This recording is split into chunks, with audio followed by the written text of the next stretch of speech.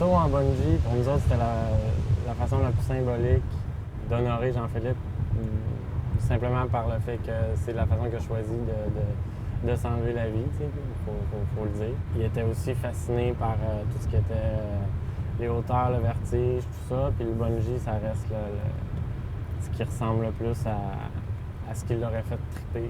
C'est comme une façon de vivre un peu exactement les derniers instants de sa vie, les dernières secondes de sa vie. Nous, on a perdu notre frère, mais s'il y a d'autres gens qui sont dans cette situation-là, puis que peut-être qu'il y a des familles qui ne perdront pas leur frère ou qui ne perdront pas leur fils parce qu'il va y avoir des avancées dans la recherche, puis que les centres de prévention de suicide vont être encore plus efficaces, puis que les moyens d'intervenir, puis la prévention va se faire de façon encore plus massive dans les écoles, puis tu sais, ça peut juste être bon. Là. Puis le but de toute cette levée de fonds-là, en plus, c'est justement qu'on en parle, de faire partager l'histoire de Jean-Philippe, parce que faut pas avoir honte de ça. La maladie mentale, c'est une maladie comme une autre, c'est comme une maladie physique, puis il faut briser les tabous, les frontières, les barrières, parce que ça empêche du monde d'aller consulter, ça empêche le monde qui sont aux prises avec ça, ils en ont honte. Puis ça, c'est affreux, ça fait juste rajouter au problème.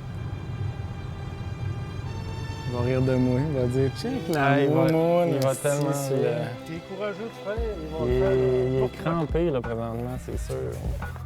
Il y a beaucoup d'aspects de Jean-Philippe que j'admirais puis que moi, j'ai moins, pas que j'enviais, mais que j'admirais chez lui. Puis lui, Jean-Philippe, un saut en bungee, pour lui, ça aurait été tellement facile, c'était tellement son genre.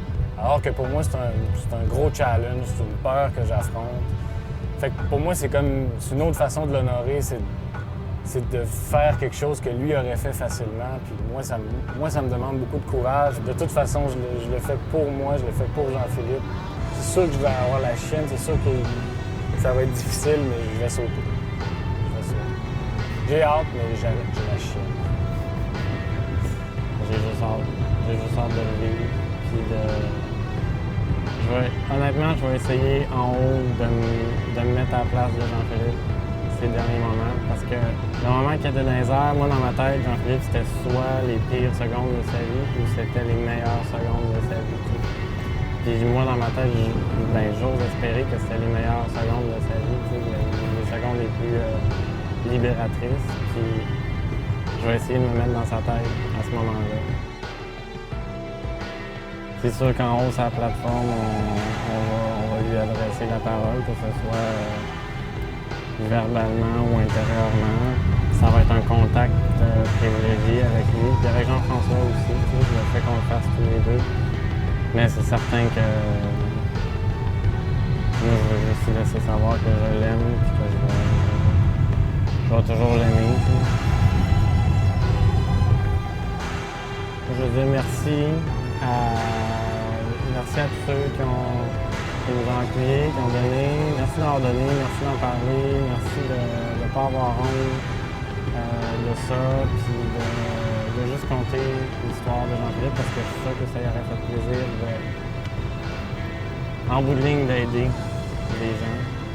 Puis, ce n'est que partie remise, comme ça on va le faire à tous les années. Puis on veut plus de monde. On veut plus de monde qui saute, qui font des levées de fonds, qui sont touchés par ça, qui en parlent.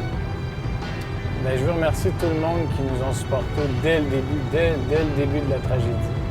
Tout le monde qui nous ont supportés dans ce deuil-là, qui n'est pas fini, qui est probablement éternel en réalité. Merci à tous ceux qui ont partagé, qui ont donné, qui vont continuer à nous épauler. Un gros merci à tout ce monde-là. Puis ce que j'ai à dire à Jean-Philippe, je vais le garder pour moi.